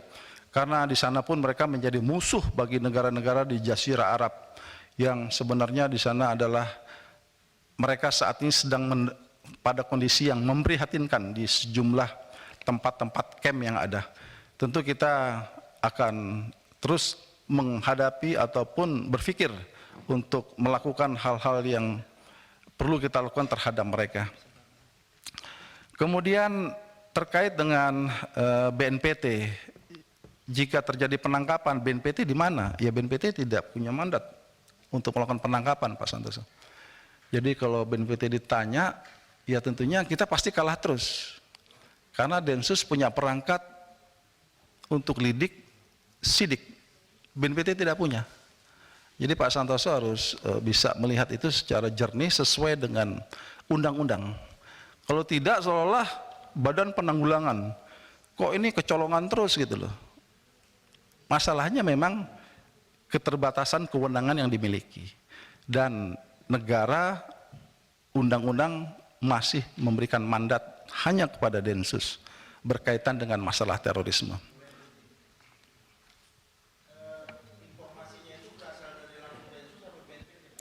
Untuk itu bisa dua pihak, Pak. BNPT masih punya intelijen, Pak. Jadi kita masih punya hasil pengumpulan intelijen karena kan kita mengkoordinir juga informasi-informasi.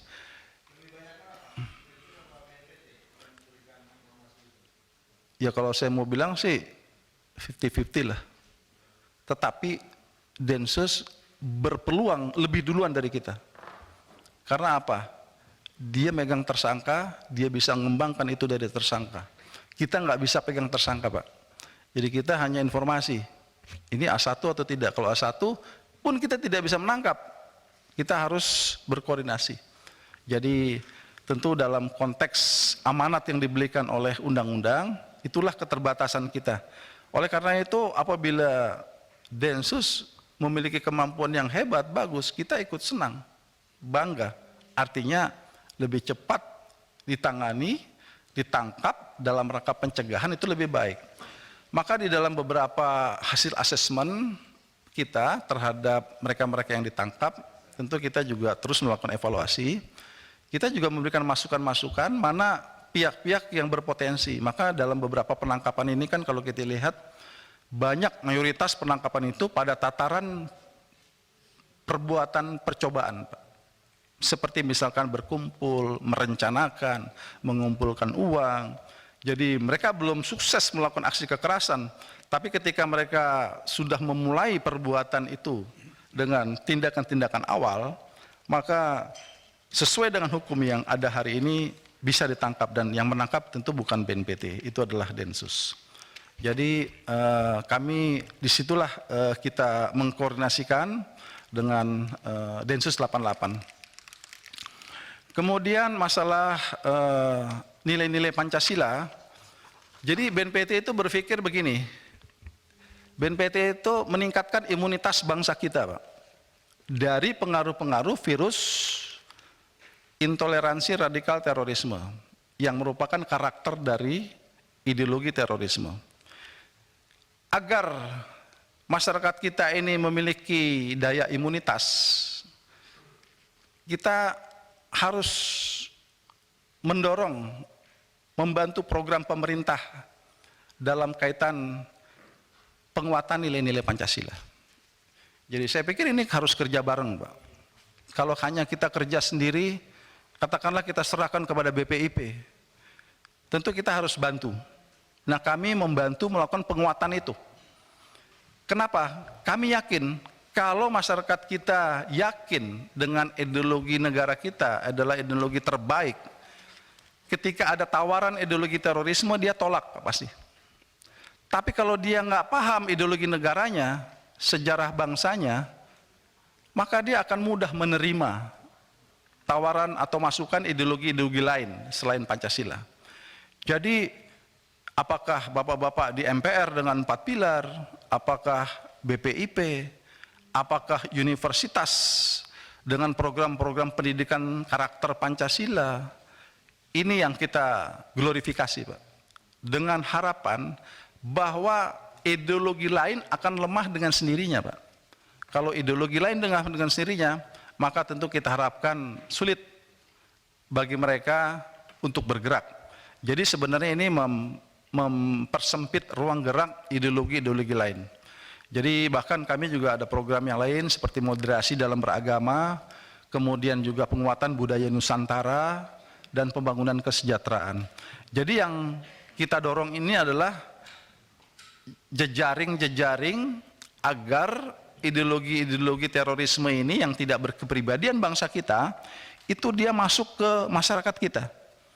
Jadi salah satunya adalah penguatan ideologi Pancasila, karena ini sudah merupakan ideologi yang termuat dalam konstitusi negara kita, yang telah disepakati menjadi ideologi bangsa kita. Dan kita sudah banyak sekali melihat tentunya cobaan terhadap ideologi Pancasila ini, rongrongan terhadap ideologi Pancasila, dan kita bersyukur hari ini ideologi Pancasila tetap menjadi ideologi yang terbaik di negara kita, dan bahkan mungkin di dunia tidak ada dunia memiliki ideologi sebaik Pancasila yang kita miliki.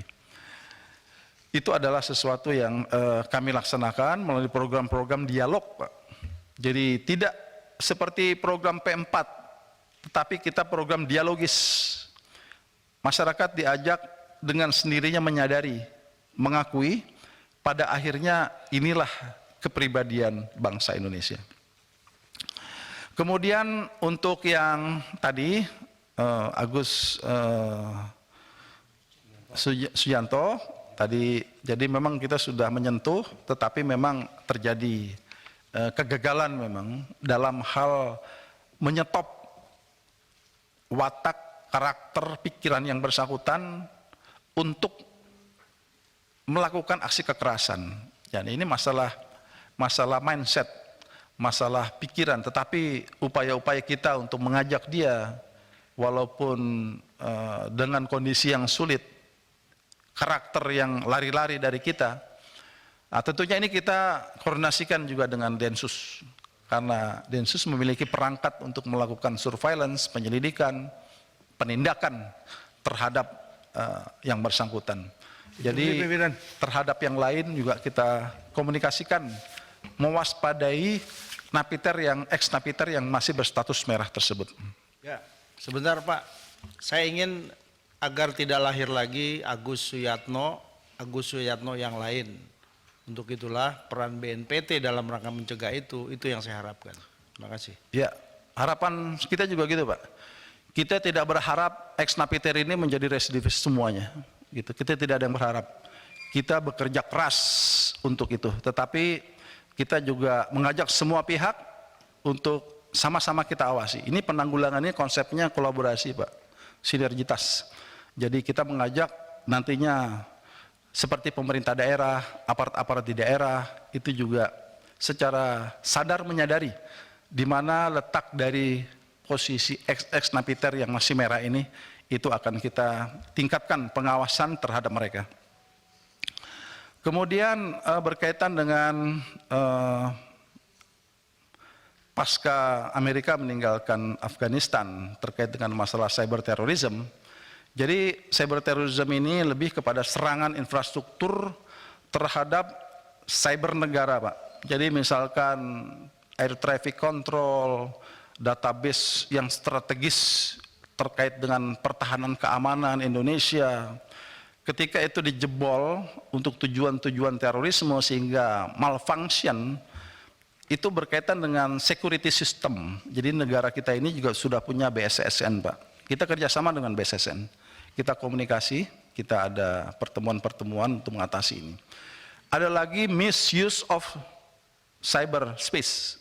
Jadi misuse of cyberspace itu dunia maya dipakai untuk menyebarluaskan radikalisme. Itu misuse.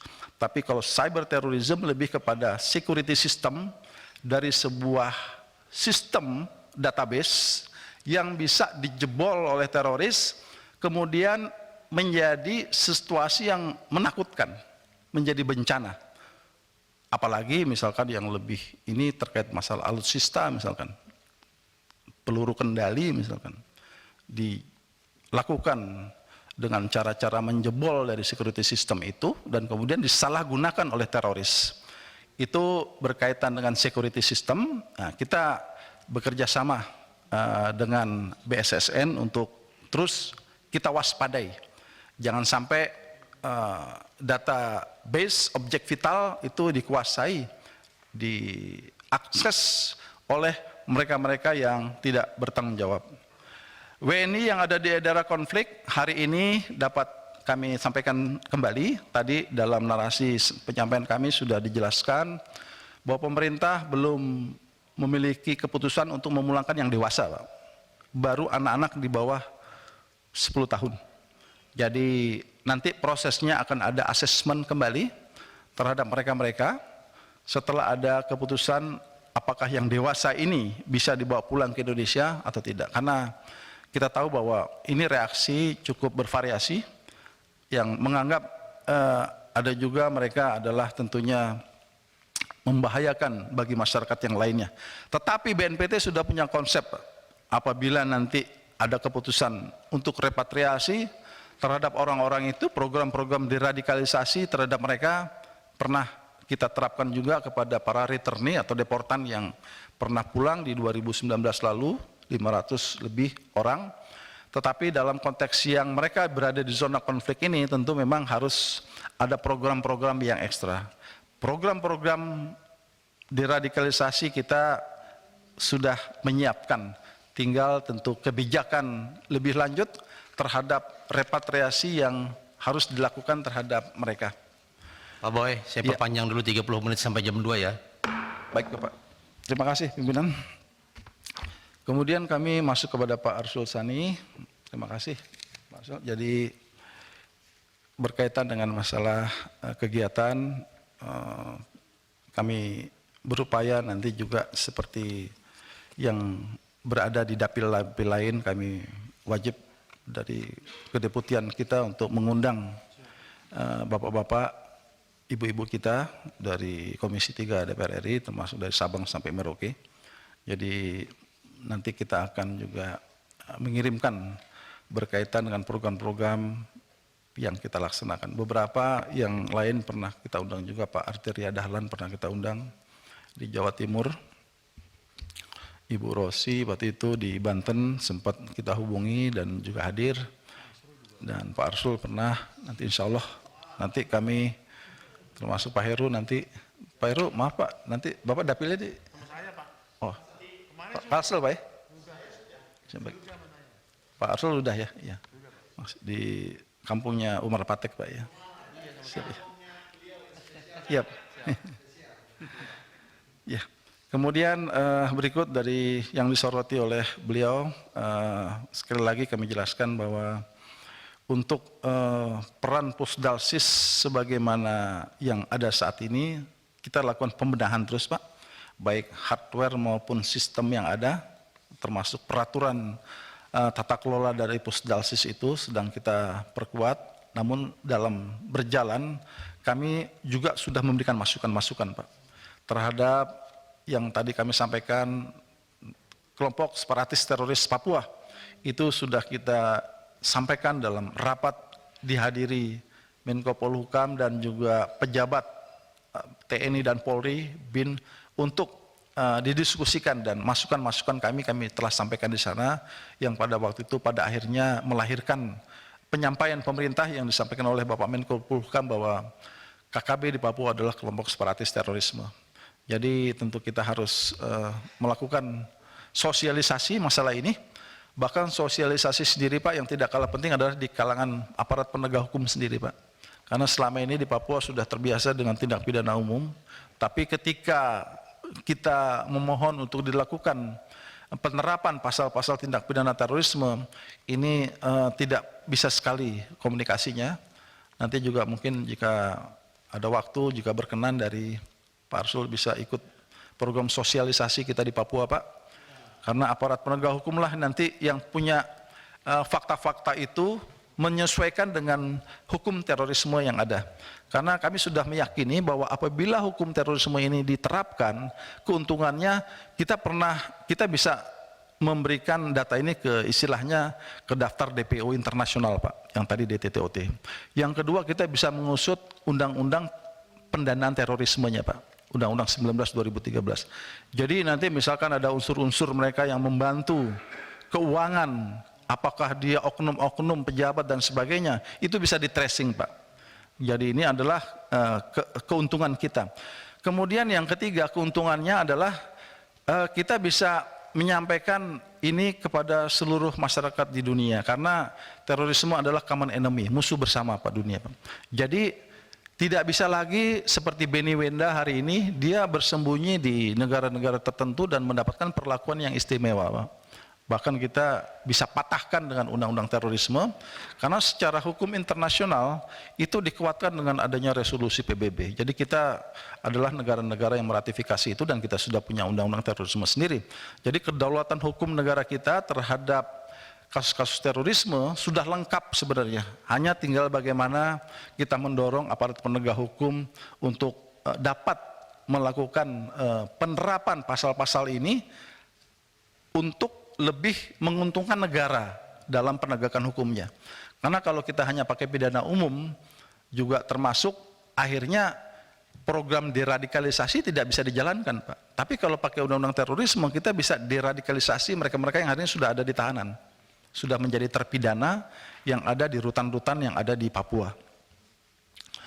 Demikian untuk program yang P3K tadi, ini program memang masih berjalan ya, akan tahun ini Pak, yang rencana memang akan diterima 100, yang 35 ya. 106 Pak untuk terimanya. Jadi hanya posisinya untuk yang tahun ini kita diberi 106 Pak slotnya Pak. Memang jumlahnya lebih sedikit daripada jumlah personil kita Pak. Tetapi tentunya para personil honorer lainnya kita juga ingin mengajak realistis, kita memperjuangkan kepada mereka untuk program P3K ini. Tetapi andaikan tidak tentu kita akan sosialisasikan secara baik kepada internal kita Pak. Karena ini juga memang kebijakan dari Menpan RB untuk pengurangan pegawai honor secara bertahap. Namun demikian tidak membuat mereka lepas begitu saja, tetapi ada program-program solusi yang diberikan kepada mereka. Dan tentu ini akan kita upayakan agar mereka bisa terakomodir dalam program-program ini yang setiap tahunnya pasti akan diberikan kembali kepada lembaga-lembaga yang memiliki honorer. Kemudian Pak Haji Rudi Masud, wah ada lagi beliau, terima kasih tadi. Terima kasih Pak Rudi, Pak Haji. Jadi terima kasih atas dengan BNPT yang tentunya bersimpati berkaitan dengan DIPA. Kami berpandangan Komisi 3 DPR RI selama ini telah memberikan dukungan kepada kami. Ya di beberapa rapat yang terdahulu juga kami terima kasih. Namun demikian juga tentu ya karena mekanisme penganggaran ini tetap kembali kepada kondisi fiskal negara ya kita menyesuaikan Pak. Kami senang sekali. Yang kedua juga Perpres tadi tentang SOTK Bapak Pimpinan. Kami memang secara mendahului SOTK sesuai undang-undang yang terbaru ini sudah kami sampaikan kepada Bapak Presiden melalui Pak Mensesnek.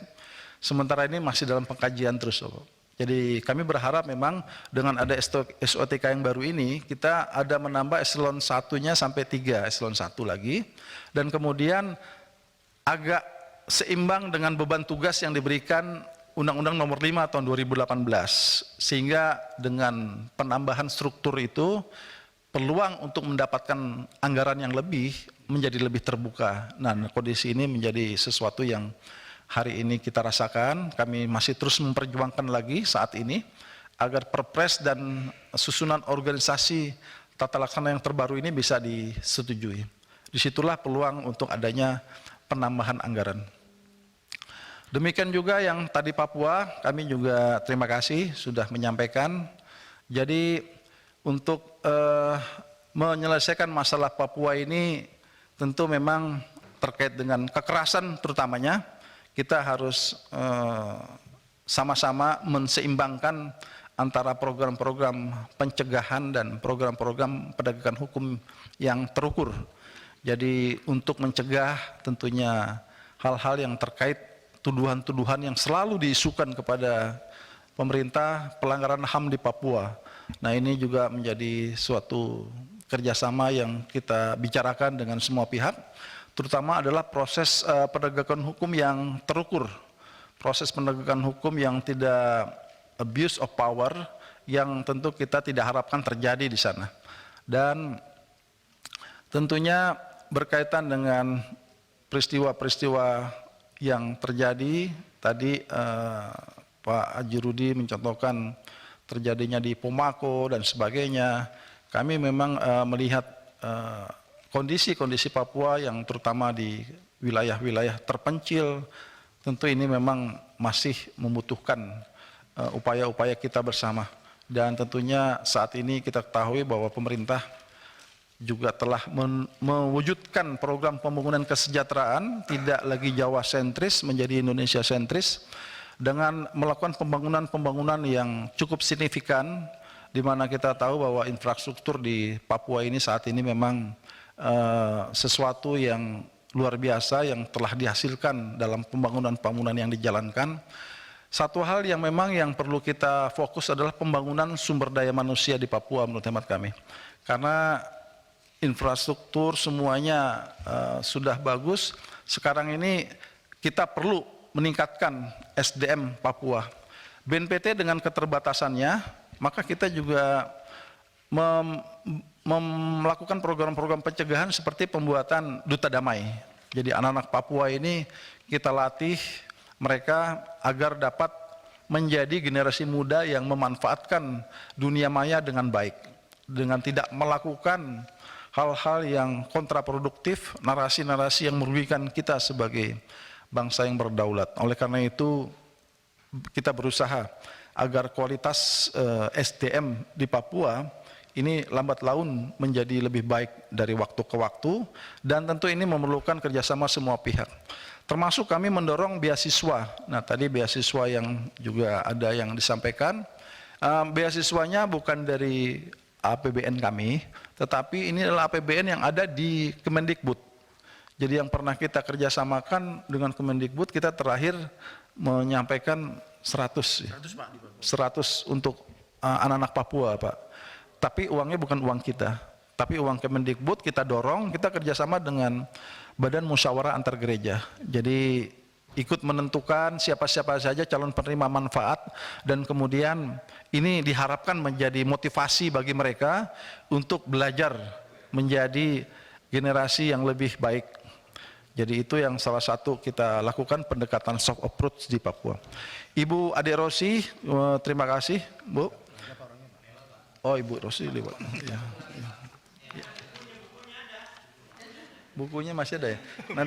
Nanti kalau ada kita jawab Bang.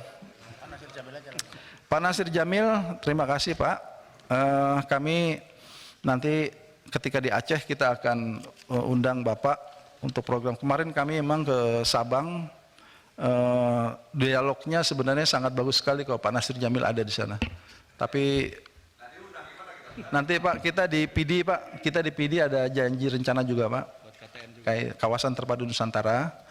Jadi nanti berkenan kalau kita launching, kita selesaikan dulu administrasi masalah lahan Pak. Kalau sudah selesai nanti kita akan sampaikan ke Pak Nasir, dan kita harapkan bisa bareng-bareng sama kita hadir di sana. Kemudian Bapak juga tadi nyambung masalah Papua, jadi tentu beberapa hal tadi kami sudah sampaikan, dan kami akan memaksimalkan peran koordinasi kita Pak. Jadi sekali lagi, yang bidang pencegahan kami melakukan langsung di Papua. Kami sudah melakukan sosialisasi di Papua, di Merauke, di Timika, di Jayapura, di Manowari, kita sudah hadir Pak. Jadi BNPT telah melakukan program-program soft approach di sana, program-program pencegahan yang kemudian tentu kita harapkan itu adalah bagian penguatan masyarakat Papua dalam menghadapi isu-isu separatisme. Karena tentu mereka yang sudah setia kepada NKRI ini harus kita rawat dan kita dorong, kita berikan motivasi untuk terus sama-sama mengeliminasi potensi-potensi isu-isu separatisme yang sengaja dihembuskan secara tidak bertanggung jawab oleh pihak-pihak tertentu. Dan tadi berkaitan dengan peristiwa ada kaitan pernyataan pihak-pihak tertentu, juru bicara dari ULMWP, United Liberation of Movement of West Papua, Sebi Sambon itu, mereka memang mengkapitalisasi aksi-aksi kekerasan yang dilakukan oleh KKB. Jadi ketika mereka sebenarnya tidak ketemu satu sama lainnya, tapi ketika kriminal bersenjata ini diduga melakukan aksi-aksi itu, mereka memanfaatkan isu itu dan seolah-olah mereka bertanggung jawab, padahal mereka tidak ada di dalam negeri, mereka itu di luar negeri. Jadi kalau sudah dilacak mereka tidak ada di Indonesia, tetapi aksi-aksi kekerasan yang di wilayah pegunungan itu mereka kapitalisasi, mereka jadikan bahwa itulah mereka. Jadi mereka mengglorifikasi itu, padahal di antara mereka tidak tersambung satu sama lainnya, hanya mereka memang satu ideologi, yaitu ideologi separatisme. Jadi mereka adalah kelompok-kelompok orang-orang yang ingin merdeka, tetapi melakukan aksi dari tempat masing-masing, dari pendekatan masing-masing, yang intinya mereka ingin lebih dikenal secara masyarakat luas, ingin menunjukkan eksistensi mereka kepada masyarakat domestik maupun internasional.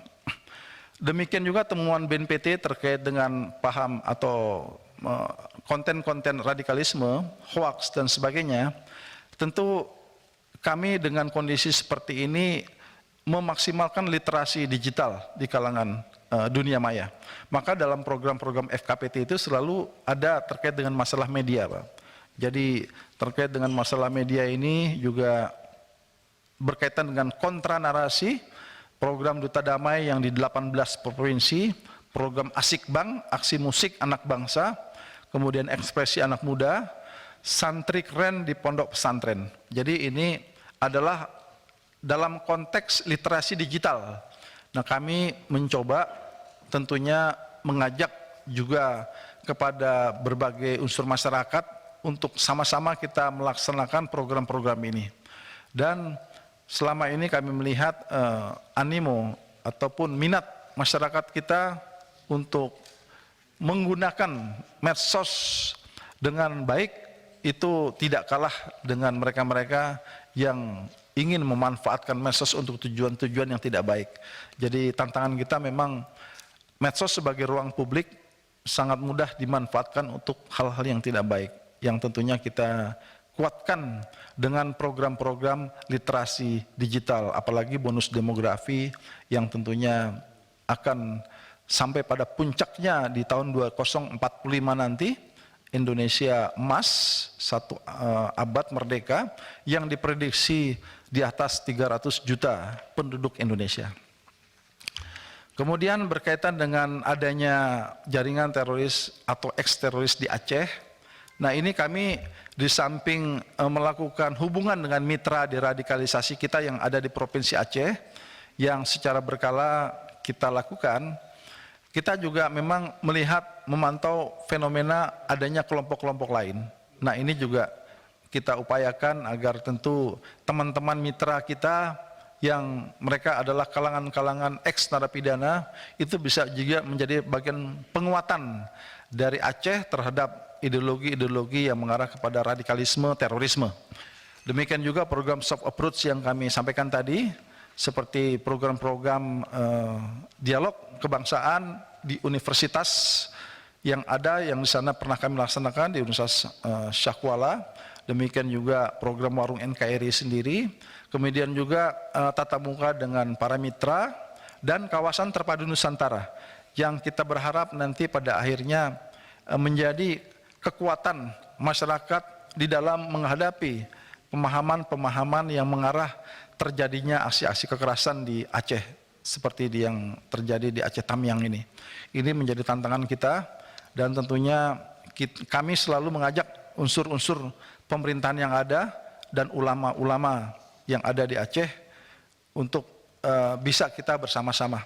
Kami senang sekali kemarin juga kita sempat menyaksikan drama atau opera yang dilakukan oleh komunitas Aceh, perjuangan dari Cut Nyak-Din yang pada waktu itu beliau juga menggelorakan semangat jihad fisabilillah. Jadi jihad fisabilillah para pahlawan kita adalah dalam rangka menghadapi penjajah musuh negara.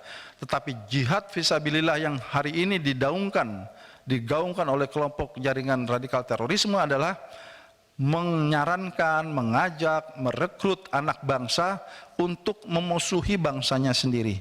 Jadi narasi-narasi dari Aceh yang kita terima tentu adalah sangat luar biasa karena telah ada contoh-contoh narasi yang dikemukakan oleh pahlawan nasional Cut Nyak-Din dalam penampilan-penampilan yang waktu itu kita sengaja tampilkan dalam acara program kesiapsiagaan nasional.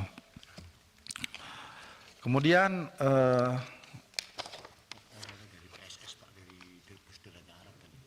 dari kunjungan dari Pusderat yang kami lakukan di Saudi Arabia, kami mendapatkan banyak sekali informasi yang bagus, Pak. Jadi konseling dan care center yang kami kunjungi itu adalah memang khusus menampung para terdakwa, terpidana yang akan segera keluar dari lembaga pemasyarakatan 3 bulan terakhir sebelum, Pak. Jadi di sana memang sangat baik sekali sarana fasilitasnya, pendekatan-pendekatan dari psikologi, pendekatan keagamaan, pendekatan seni dan budaya. Jadi seorang napi teroris itu juga dilatih, diminta untuk mengeksplor kemampuan melukis dan sebagainya, Pak. Jadi di sana itu memang salah satu metode untuk mengetahui karakter orang. Jadi kami banyak menerima masukan-masukan itu, dan sarana dan prasarananya juga memang sangat manusiawi sekali. Mereka punya fasilitas kolam renang, mereka punya fasilitas olahraga, tempat fitness, tempat bercocok tanam di dalam suatu lingkungan. Jadi mereka secara bebas di dalam melakukan aktivitas, namun satu persatu dilakukan konseling, Pak, termasuk ulama. Ulama juga ada tempat khusus untuk saatnya memanggil mereka untuk melakukan konseling. Dan beberapa kegiatan sebenarnya sudah kita lakukan, cuman kita tidak terpusat di satu tempat. Kita masih melakukan program deradikalisasi itu seperti di Gunung Sindur, di Nusa Kambangan, di Lapas Sidoarjo. Jadi ada tersebar di 60-an lebih, Pak. Jadi kalau mereka sudah masuk dalam satu kompon dan satu persatu mereka akan mendapatkan program-program itu. Itulah yang keunggulan yang kami lihat, yang bisa kami contoh, tetapi memang memerlukan dukungan anggaran yang besar, Pak, untuk fasilitas yang seperti itu. Dan beberapa hal yang bagus akan kita contohkan di sini. Dan di Saudi Arabia, mereka juga tentunya di sini adalah kita tahu bahwa ini adalah lahirnya Nabi Muhammad di sana, di Mekah, dan kemudian pusat dakwah dari pertama kali ajaran Islam di sana. Mereka juga menyadari ada pihak-pihak tertentu menggunakan narasi agama untuk tujuan-tujuan yang melakukan propaganda, agitasi, yang intinya membangkitkan kemarahan daripada masyarakat. Itu tidak diberikan ruang di sana, Pak. Dan bahkan untuk kegiatan sholat Jumat, para penceramahnya adalah para penceramah yang telah disertifikasi, yang bisa naik mimbar. Jadi tidak bisa sembarang orang untuk bisa tampil sebagai penceramah dan sebagainya. Mereka sangat tegas menerapkan aturan, dan kemudian pada akhirnya pemikiran-pemikiran yang mengarah kepada intoleransi itu redup dengan sendirinya, Pak. Karena sanksinya sangat tegas. Oleh karena itu, kita di negara kita yang terpenting adalah bagaimana hukum yang sudah ada ini kita efektifkan semaksimal mungkin, sehingga ketika ada pihak-pihak tertentu mengangkat narasi-narasi yang menimbulkan perpecahan di tengah masyarakat, intoleransi, itu bisa kita mitigasi dengan tindakan-tindakan yang sesuai dengan konstitusi dan ketentuan hukum yang berlaku di negara kita.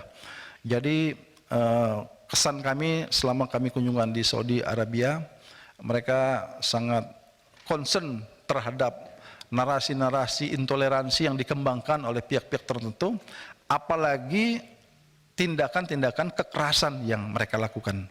Dan beberapa di antaranya insya Allah akan kami terapkan di kita secara bertahap.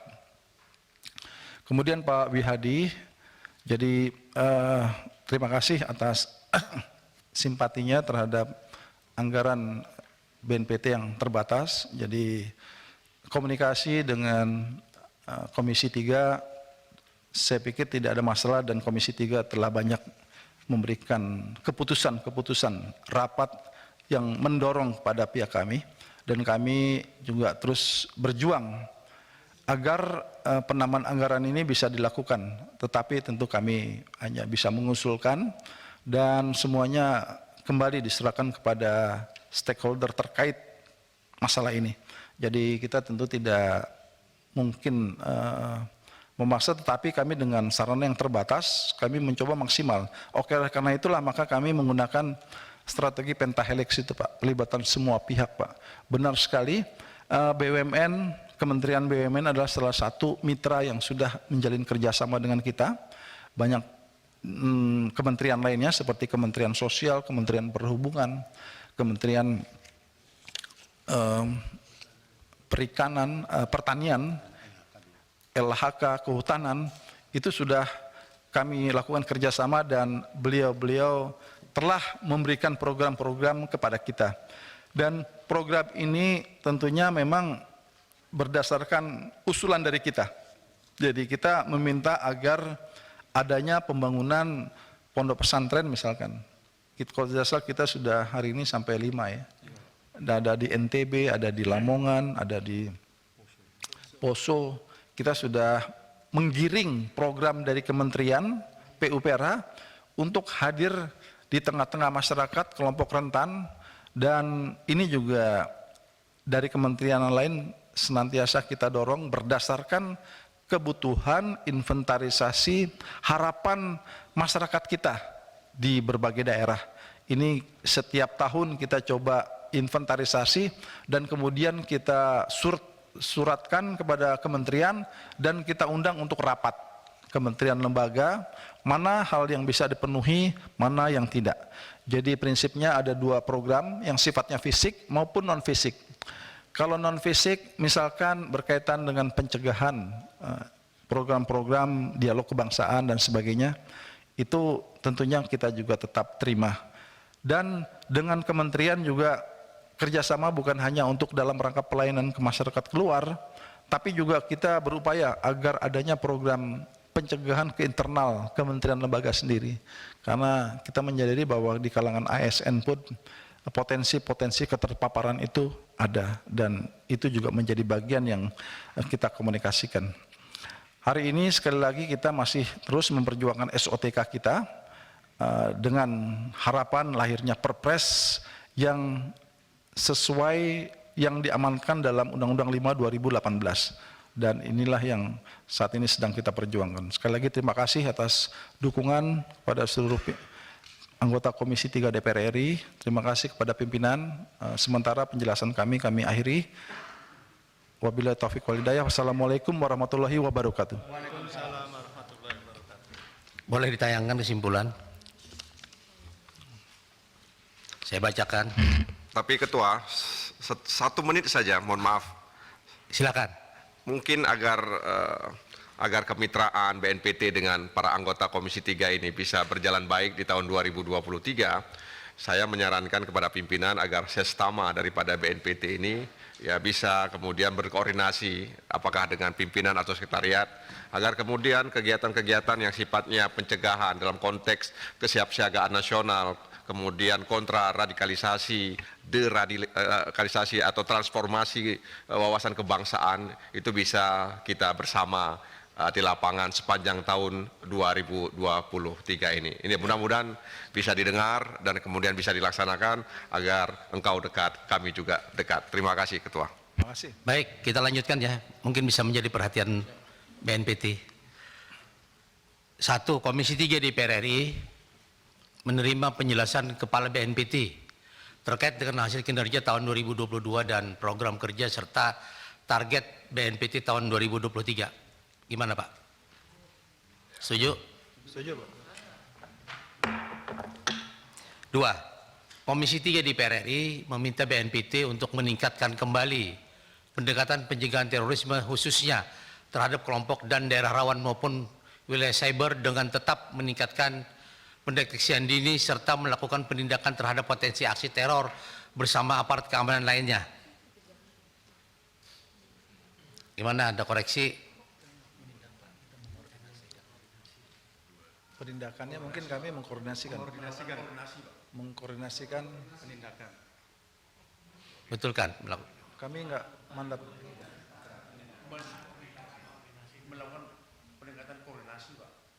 Melakukan koordinasi Iya, dalam penindakan. dalam penindakan. Oke ya? Setuju ya?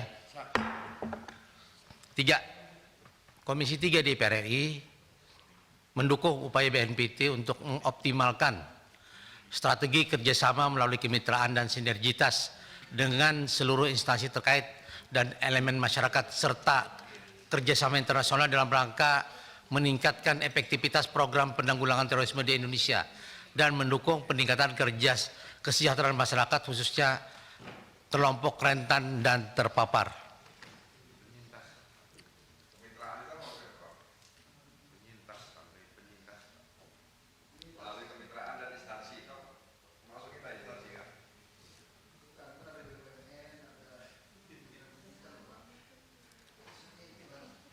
Gimana?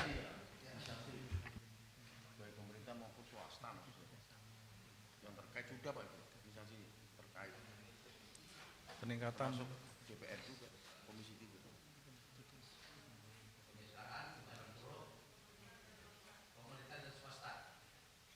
pemerintah Termasuk mungkin dari Komisi 3, Pak. udah otomatis.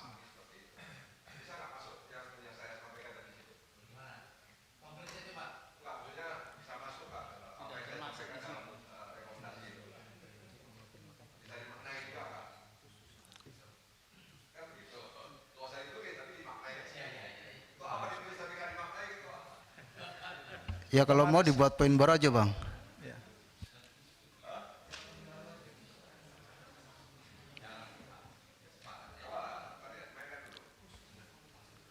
Mengoptimalkan strategi.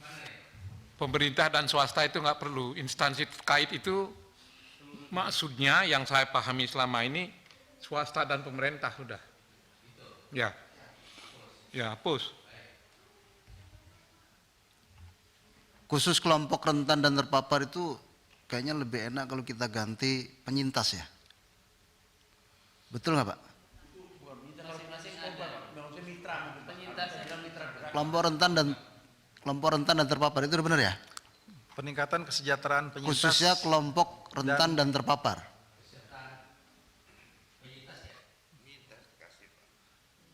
Peningkatan kesejahteraan penyintas Pak. Dan rentan terpapar. dan kelompok rentan terpapar. Rentan. Terpapar.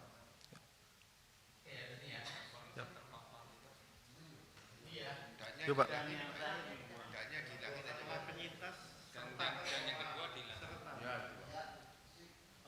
Siap. Baik, Bapak Ibu hadirin yang berbahagia, saya rasa rapat kita hari ini cukup.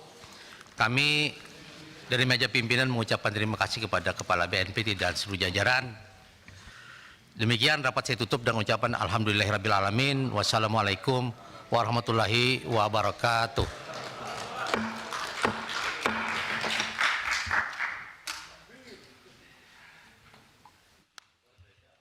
Merdeka.